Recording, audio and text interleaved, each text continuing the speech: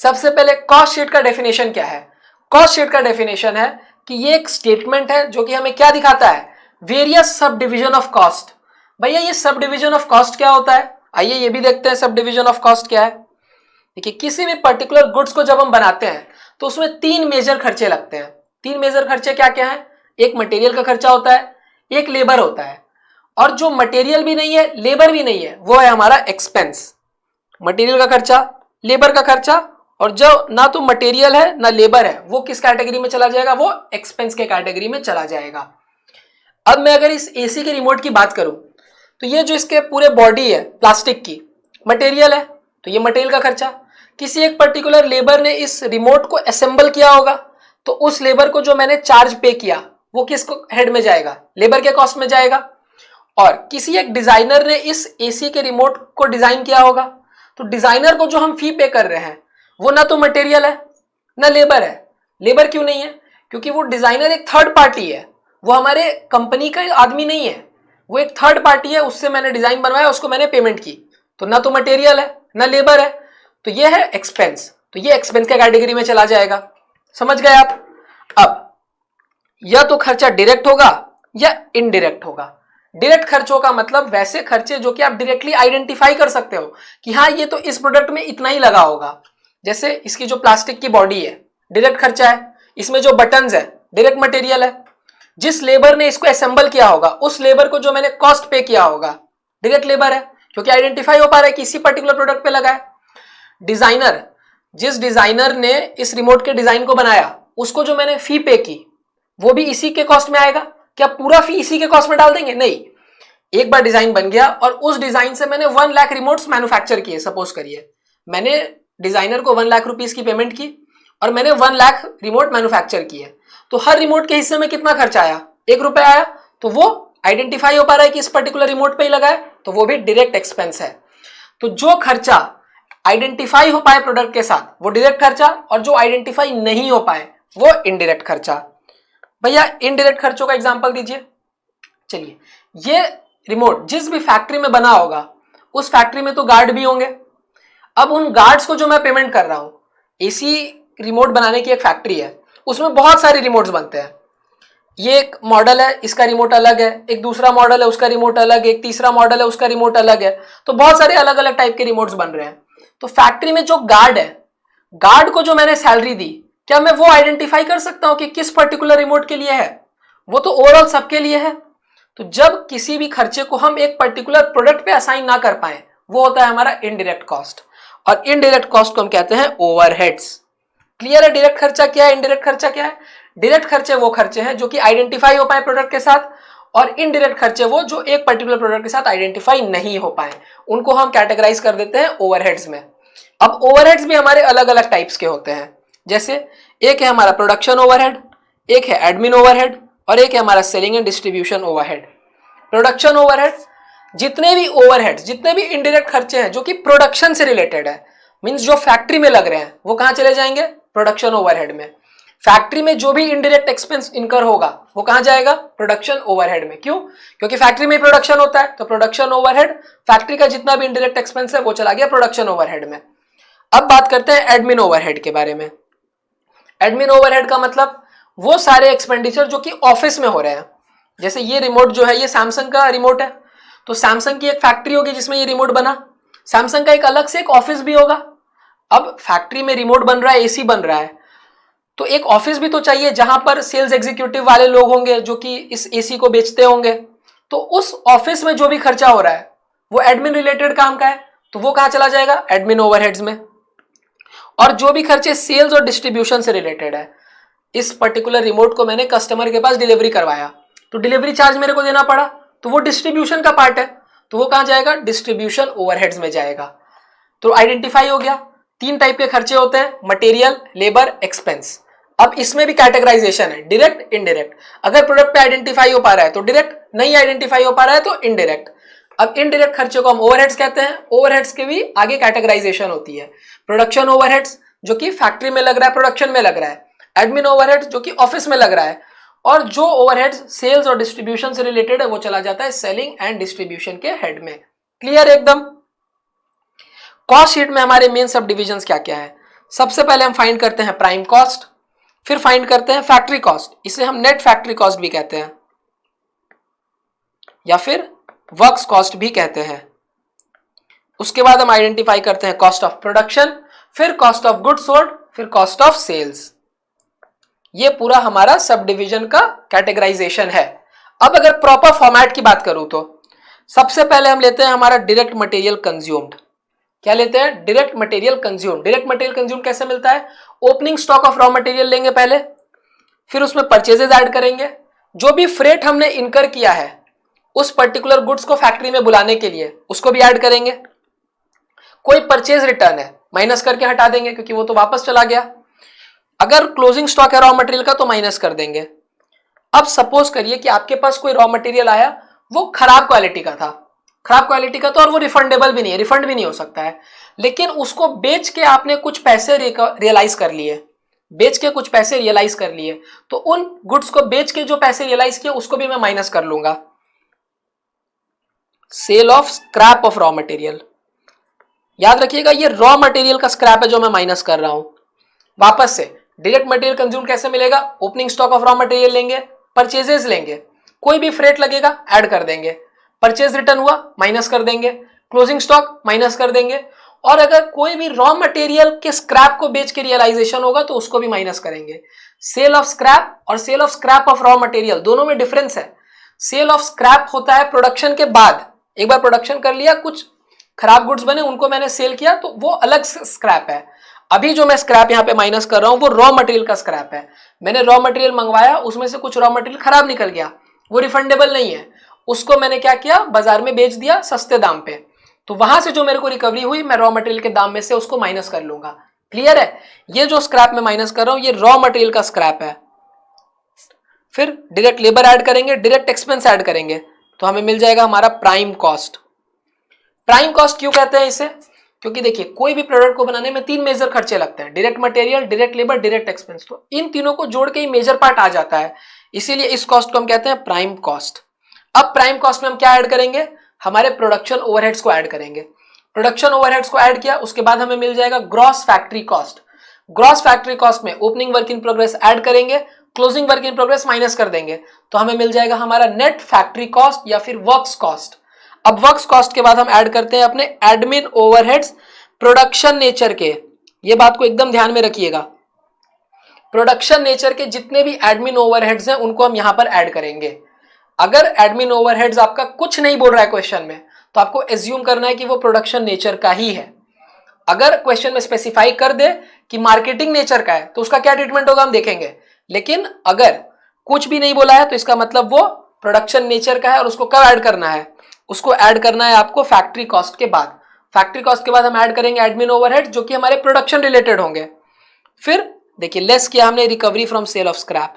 अब हमने प्रोडक्शन किया, प्रोडक्शन के दौरान हमें कुछ गुड्स मिले, वो गुड्स अच्छे क्वालिटी के नहीं है, उनको मैंने बेचा, तो जो स्क्रैप मेरे को मिला उसमें से मैं पैसे माइनस कर दूंगा। ये जो स्क्रैप है ये फिनिश गुड्स का है, फिनिश गुड्स नहीं भी तो जो गुड्स प्रोडक्शन होके आया उसका है। ऊपर जो मैंने स्क्रैप माइनस किया था वो रॉ मटेरियल का स्क्रैप था। रॉ मटेरियल मेरे पास आया, अच्छे क्वालिटी का नहीं था, मैंने सस्ते दाम पे बेच दिया, जो रिकवरी हुई उसको पहले ही माइनस कर दिया, वो sale of scrap of raw material था। प्राइमरी पैकिंग कॉस्ट अगर कुछ होगा तो हम ऐड करेंगे, तो हमें मिल जाएगा कॉस्ट ऑफ प्रोडक्शन, जो भी गुड्स प्रोड्यूस हुए उनकी कॉस्ट। क्लियर है? अब कॉस्ट ऑफ प्रोडक्शन के बाद opening stock of finish goods add करेंगे, closing stock of finish goods less कर देंगे, तो हमें मिल जाएगा cost of goods sold. Cost of production मिला, कॉस्ट ऑफ प्रोडक्शन में opening stock of finish goods add किया, closing stock of finish goods less किया, तो हमें मिल गया हमारा कॉस्ट ऑफ गुड्स सोल्ड। अब कॉस्ट ऑफ गुड्स सोल्ड के बाद हम ऐड करते हैं अपने सेलिंग एंड डिस्ट्रीब्यूशन ओवरहेड और एडमिन ओवरहेड जो कि मार्केटिंग रिलेटेड होते हैं या जनरल रिलेटेड होते हैं। दैट मींस जो नॉन प्रोडक्शन नेचर का एडमिन ओवरहेड है वो यहां पर ऐड होगा। Selling and distribution overhead plus non productive nature का जो भी एडमिन ओवरहेड है, non productive admin overhead.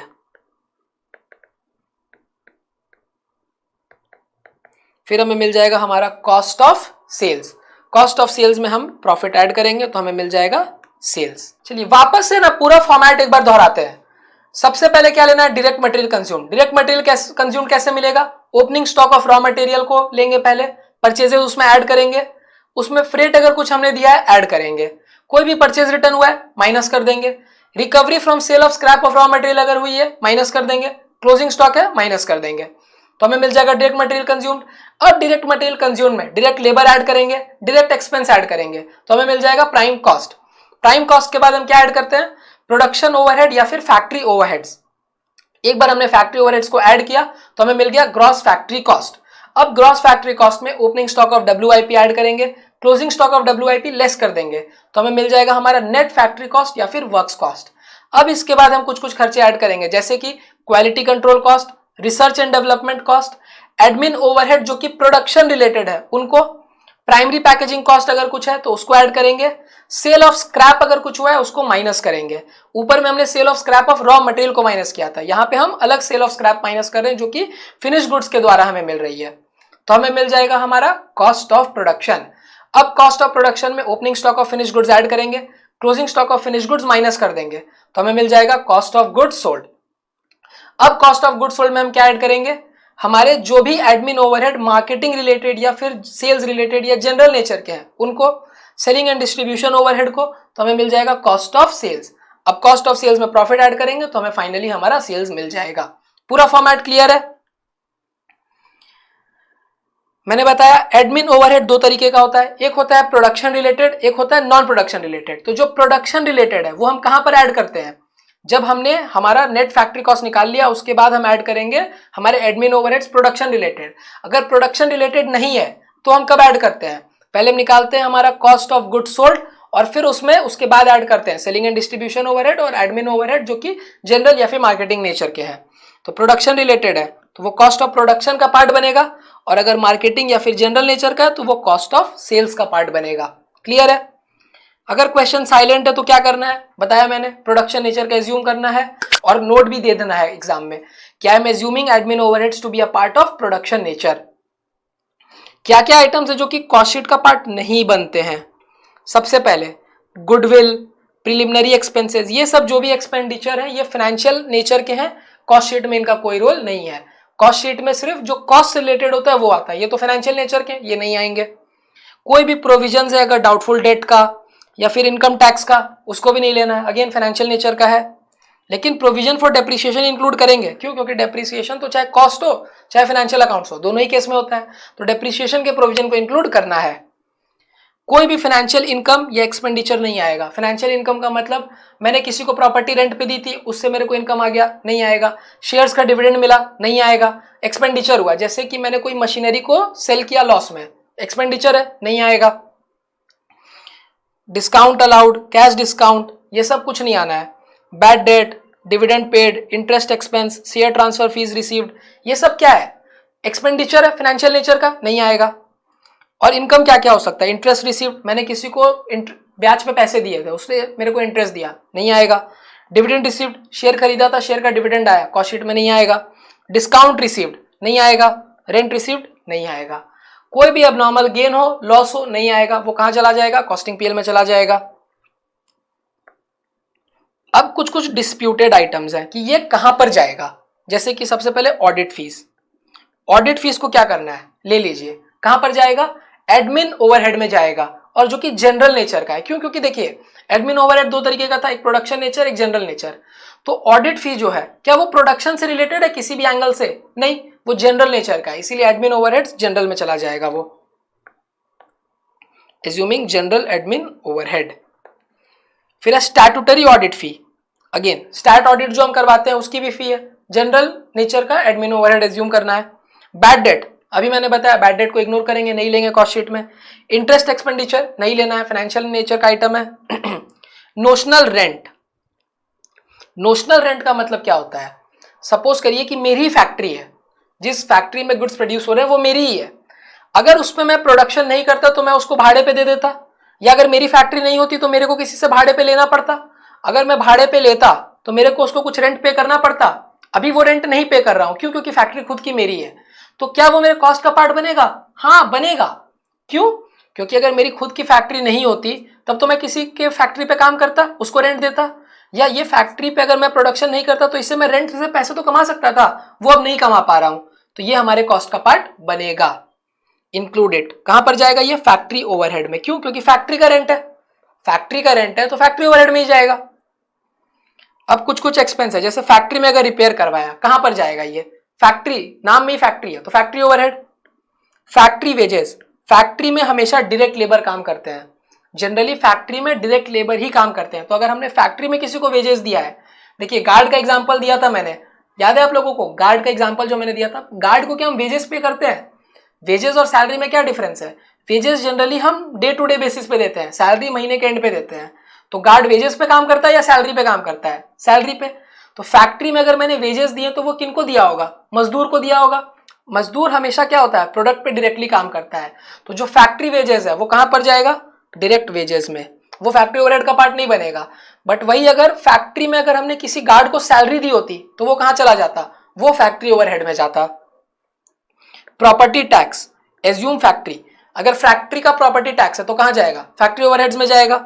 Sales commission, cell करने के लिए हमने दिया है, selling and distribution overhead. Interest on loan, interest on loan financial nature का आइटम है, इसे इंक्लूड नहीं करना है, not applicable. Hire of special crane, एक स्पेशल क्रेन में लेके आया हूं किसी प्रोडक्ट को बनाने के लिए, जब भी स्पेशल वर्ड यूज्ड होगा तो हमेशा याद रखिएगा कि वो डायरेक्ट एक्सपेंस होता है। जब भी स्पेशल एक्सपेंडिचर होगा इसका मतलब वो डायरेक्ट एक्सपेंडिचर है। कहां पर जाएगा? डायरेक्ट एक्सपेंस में। स्पेशली हमने किसी गुड्स के लिए क्रेन मंगवाया है, डायरेक्ट एक्सपेंस है। तो जब भी स्पेशल वर्ड यूज होगा डायरेक्ट एक्सपेंस में डाल दीजिएगा। Job charges to job workers, job workers को मैंने जॉब चार्जेस पे किया है, ये भी डायरेक्ट एक्सपेंस होता है। ये भी आप लोगों को याद रखना है कि किसी भी वर्कर को, सपोज करिए जैसे कि ये जो टी शर्ट मैंने पहन रखी है, यहाँ पे ये इसमें एक एसजेसी का लोगो एम्ब्रॉयडर्ड है, तो इसी को हम कहते हैं जॉब चार्जेस। कि एक पर्टिकुलर ऐसे जितने भी टी शर्ट बने होंगे उन सब में मैंने ये एसजेसी का टी शर्ट एम्ब्रॉयडरी करवाई होगी, तो ये तो आइडेंटिफाई हो पा रहा है ना कि इसी पर्टिकुलर प्रोडक्ट में लगा है, तो इसका जो खर्चा है वो कहां पर जाएगा? इसी प्रोडक्ट में जाएगा। तो जब प्रोडक्ट में आइडेंटिफाई हो पा रहा है तो वो डायरेक्ट एक्सपेंस है, तो ये डायरेक्ट एक्सपेंस। डायरेक्टर फी, डायरेक्टर को जो हमने फी दी है, डायरेक्टर का काम क्या होता है? एडमिन नेचर का काम होता है, तो कहां चला जाएगा? Admin overhead. अब कौन सा एडमिन ओवरहेड? जनरल या फिर प्रोडक्शन? डायरेक्टर प्रोडक्शन से रिलेटेड है? नहीं, तो जनरल नेचर का। आइडल टाइम वेजेस, बहुत बार ऐसा होता है कि वर्कर्स काम नहीं करते लेकिन हमें उनको पैसा देना पड़ता है, जैसे लंच ब्रेक, अब इसके पैसे तो मैं काट नहीं सकता हूं, तो ये होता है आइडल टाइम वेजेस। अब आइडल टाइम वेजेस जो है वो कहां पर जाएगा? फैक्ट्री ओवरहेड में जाएगा। फिर हमारा कैरेज आउटवर्ड, कैरेज आउटवर्ड कहां पर जाएगा? कैरेज आउटवर्ड, दो तरीके के कैरेज होते हैं, एक इनवर्ड एक आउटवर्ड। इनवर्ड कब लगेगा? जब हम रॉ मटेरियल मंगवाएंगे तब कैरेज इनवर्ड आएगा, तो वो तो हमारे डायरेक्ट मटेरियल कंज्यूम का ही पार्ट बन जाएगा, मैंने बताया था फ्रेट इनवर्ड्स ऐड कर देंगे। अगर कैरेज आउटवर्ड है मींस हमारे फैक्ट्री से गुड्स बाहर जा रहा है, उस पर मैं भाड़ा दे रहा हूं, तो फैक्ट्री से गुड्स बाहर जा रहा है मतलब सेल हुआ है, तो सेल के लिए भाड़ा दूंगा तो वो कहां पर जाएगा? सेलिंग एंड डिस्ट्रीब्यूशन ओवरहेड में। Depreciation on delivery van, delivery van पे जो डेप्रिसिएशन हो रहा है, डिलीवरी वैन का काम क्या है? डिलीवरी करने का, डिस्ट्रीब्यूशन का, कहां पर जाएगा? Selling and distribution overhead. Warehousing charges, warehouse हम किसके लिए रखते हैं? फिनिश गुड्स के लिए रखते हैं कि वो बाद में बिकेगा, अगेन डिस्ट्रीब्यूशन का काम आ रहा है, selling and distribution overhead. Lubricants, factory में जो ग्रीस ऑयल ये सब हम यूज करते हैं, ये सब इनडायरेक्ट मटेरियल है, इनडायरेक्ट मटेरियल जितना भी है फैक्ट्री का वो कहां पर चला जाएगा? फैक्ट्री ओवरहेड में। Pollution control equipment expense, pollution कहां पर हो सकता है? फैक्ट्री में, फैक्ट्री में ही चिमनीज होती हैं, तो वहां पे मैंने कोई इक्विपमेंट लगवाया है तो वो इक्विपमेंट फैक्ट्री का है तो उसका खर्चा भी फैक्ट्री ओवरहेड में जाएगा। Fringe benefits to factory workers, मैंने फैक्ट्री वर्कर्स को कुछ बेनिफिट दिया है, जैसे कि रहने के लिए घर दे दिया है, तो उसका भी जो कॉस्ट है फैक्ट्री वर्कर्स के लिए आप जो भी खर्चे कर रहे हो वो कहां पर जाएगा? डायरेक्ट वेजेस में, तो ये भी किसका पार्ट बनेगा? डायरेक्ट वेजेस का।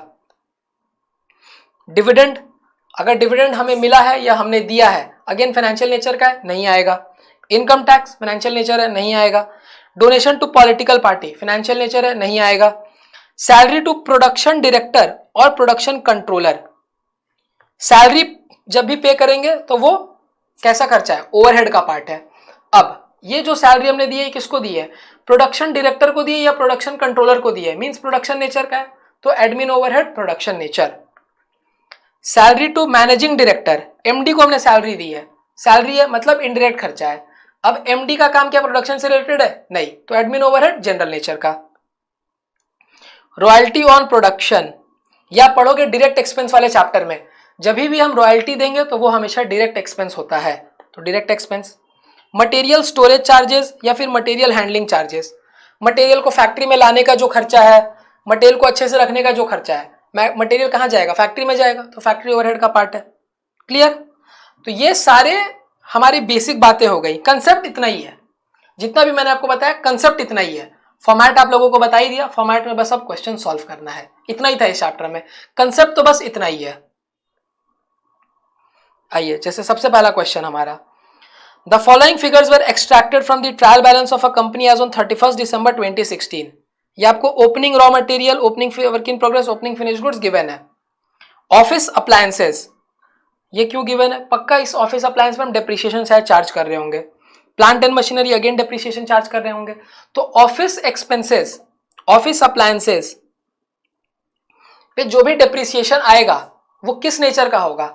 एडमिन नेचर का होगा, क्योंकि ऑफिस वर्ड जब यूज्ड है तो वो एडमिन रिलेटेड है। अगर फैक्ट्री वर्ड यूज रहेगा, जो चीज हम फैक्ट्री में रखते हैं उस पर कोई भी डेप्रिसिएशन आएगा तो वो प्रोडक्शन ओवरहेड का पार्ट है। कोई भी चीज जो हम ऑफिस में रखते हैं उस पर अगर डेप्रिसिएशन आएगा तो वो एडमिन ओवरहेड का पार्ट है। अब मैं आप लोगों को एक बात बता देता हूं कि देखिए, ऑफिस में जो भी इक्विपमेंट है उन पे जो भी डेप्रिसिएशन बनता है, आपका इंस्टीट्यूट सीएमए इंस्टीट्यूट उसको एडमिन ओवरहेड प्रोडक्शन नेचर का ट्रीट करता है, एडमिन ओवरहेड प्रोडक्शन नेचर का ट्रीट करता है। तो आपको भी क्या करना है, कोई भी ऑफिस के इक्विपमेंट पे अगर डेप्रिसिएशन चार्ज होगा तो वो एडमिन ओवरहेड का पार्ट बनेगा, लेकिन किस नेचर का? प्रोडक्शन नेचर का। ये बात ध्यान में रखिएगा। बिल्डिंग पे अगर डेप्रिसिएशन चार्ज होगा तो डिपेंड करेगा कि बिल्डिंग किसकी। अगर फैक्ट्री की बिल्डिंग है तो प्रोडक्शन ओवरहेड, अगर ऑफिस की बिल्डिंग है तो एडमिन ओवरहेड, वो आगे शायद बताएंगे। ये सेल्स गिवन है, सेल्स रिटर्न गिवन है, मटेरियल परचेज्ड, परचेजेस गिवन है, फ्रेट ऑन मटेरियल गिवन है, परचेज रिटर्न गिवन है, डायरेक्ट लेबर है, इनडायरेक्ट लेबर है, फैक्ट्री सुपरविजन। फैक्ट्री सुपरविजन कहां पर जाएगा? फैक्ट्री को सुपरवाइज करने का खर्चा, factory overheads. Factory repair and upkeep, factory को हमने रिपेयर करवाया है, फैक्ट्री का खर्चा, factory overhead. Heat light and power, देखिए अगर हीट लाइट एंड पावर के बारे में कुछ भी अलग से नहीं बोला हुआ होगा, कुछ भी अलग से हीट लाइट एंड पावर के बारे में नहीं बोला होगा, तो आप हीट लाइट एंड पावर को या तो डायरेक्ट एक्सपेंसेस भी मान सकते हो या फिर प्रोडक्शन कह रहा हूं, फैक्ट्री ओवरहेड्स भी ट्रीट कर सकते हो। अगर कुछ भी क्वेश्चन में मेंशन्ड नहीं है तो heat light and power direct expense का भी पार्ट बनता है कभी कभी, और कभी कभी हमारे प्रोडक्शन ओवरहेड का भी पार्ट बनता है। लेकिन रिकमेंडेड यही है कि आप इसको प्रोडक्शन ओवरहेड का ही पार्ट बनाइएगा।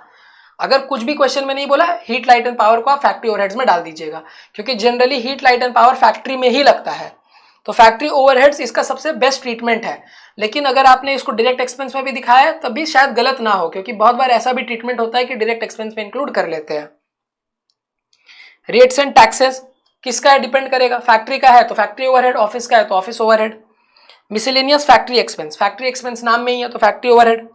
सेल्स कमीशन है, सेलिंग एंड डिस्ट्रीब्यूशन ओवरहेड में चला जाएगा।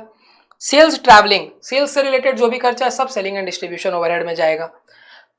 Distribution department again selling and distribution overhead. Office salary कहां पर जाएगा? एडमिन ओवरहेड में।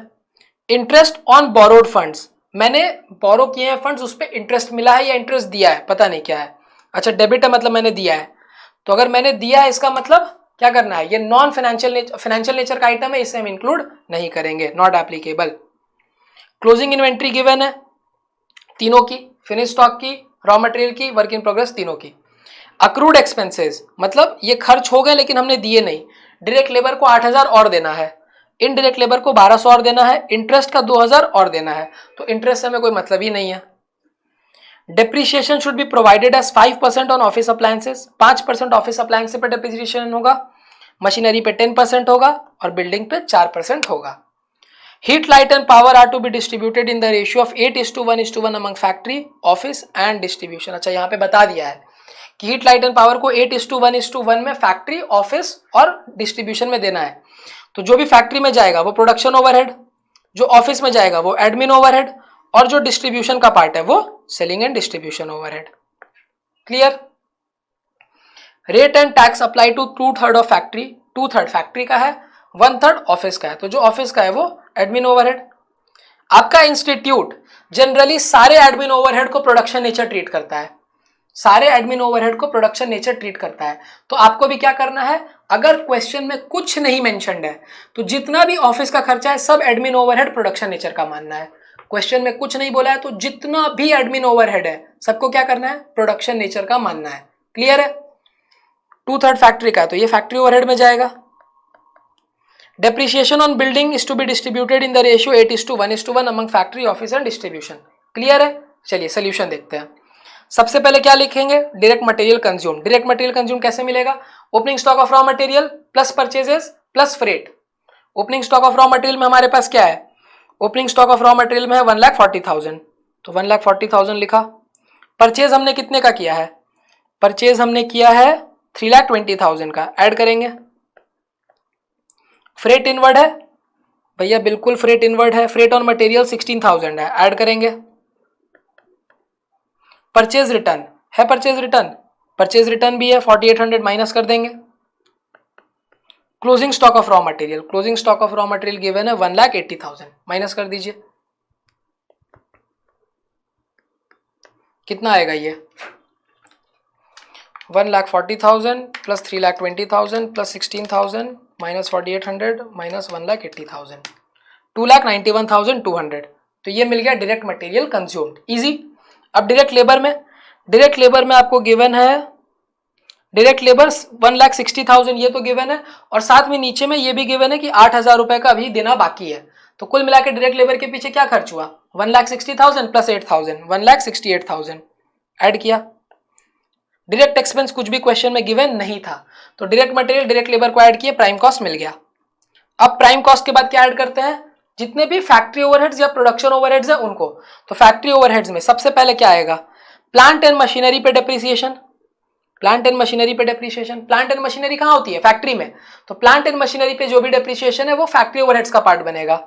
प्लांट एंड मशीनरी है 4,60,500 का, इस पे डेप्रिसिएशन का रेट है 10%, तो 4,60,500 का 10%, 46050। बिल्डिंग पे डेप्रिसिएशन, बिल्डिंग है हमारी 2 लाख रुपीज की, 2 लाख पे क्या डेप्रिसिएशन है, 2 लाख पे 4% का डेप्रिसिएशन। लेकिन क्या पूरा फैक्ट्री के हिस्से में जाएगा, नहीं, फैक्ट्री के हिस्से में 8:1:1 है रेशियो, तो फैक्ट्री के हिस्से में 8 और टोटल क्या है 8:1:1 मतलब 10, तो फैक्ट्री के हिस्से में 8/10 जाएगा, ऑफिस के हिस्से में 1/10 जाएगा और डिस्ट्रीब्यूशन के हिस्से में 1/10 जाएगा। समझ में आया, 8:1:1 का रेशियो है, तो टोटल 10 है, 8 + 1 + 1, इसमें से फैक्ट्री का हिस्सा कितना है 8, तो फैक्ट्री को 8/10 मिल जाएगा, ऑफिस का हिस्सा 1 है तो 1/10 मिल जाएगा, और डिस्ट्रीब्यूशन का 1 है तो 1/10 मिल जाएगा। बिल्डिंग पे डेप्रिसिएशन 2 लाख का 4% और उसमें 8/10 हिस्सा ऑफिस फैक्ट्री को मिला 6,400। इनडायरेक्ट लेबर, जो भी इनडायरेक्ट लेबर है वो मैंने पहले ही बताया था फैक्ट्री ओवरहेड्स का पार्ट है, तो इनडायरेक्ट लेबर कितना है हमारा, इनडायरेक्ट लेबर है हमारा 18,000 और कुछ बाकी है शायद, हाँ 1,200 रुपीज देना बाकी है, तो 19,200 पूरा कहाँ चला जाएगा, फैक्ट्री ओवरहेड्स में। फिर factory supervision 10,000, factory repair and upkeep 14,000, heat light and power, heat light and power को भी 8:1:1 के रेशियो में बांटना था, तो फैक्ट्री को कितना मिलेगा 8/10। हीट लाइट एंड पावर का जो अमाउंट है वो है 65,000, तो 65,000 इंटू 8/10,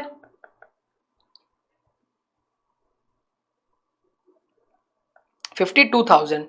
फिर rates and taxes, rates and taxes में बताया था कि 2/3 फैक्ट्री का है 1/3 ऑफिस का है, तो 2/3 6,300 का 2/3 4,200 इधर चला जाएगा, और अलग से फैक्ट्री एक्सपेंस है 18,700, तो सारे फैक्ट्री के एक्सपेंस को हमने लिखा, टोटल आ रहा है 170,550।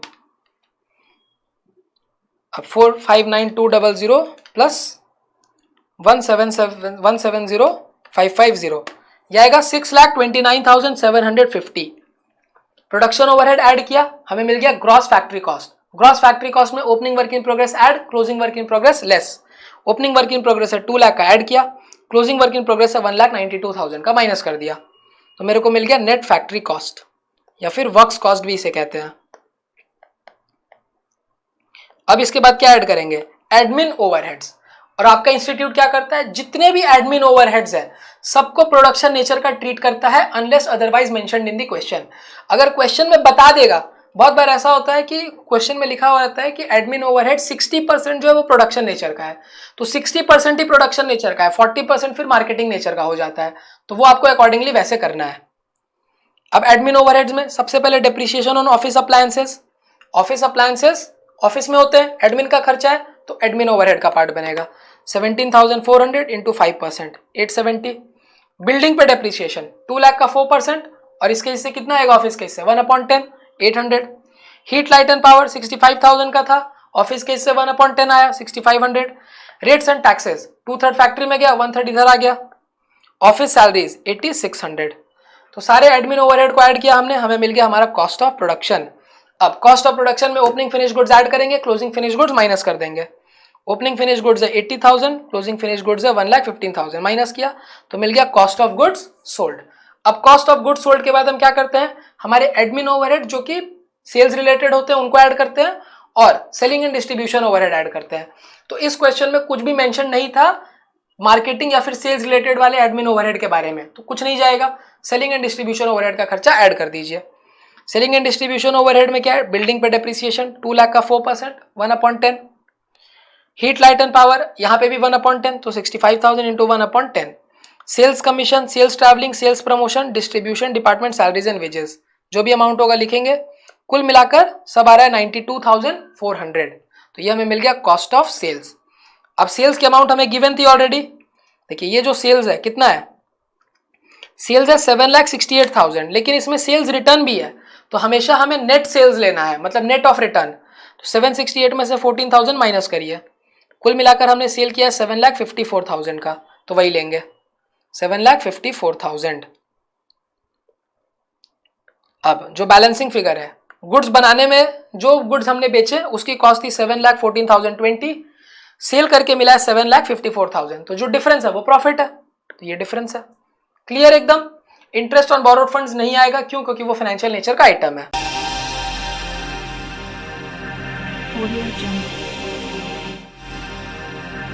Audio Jungle.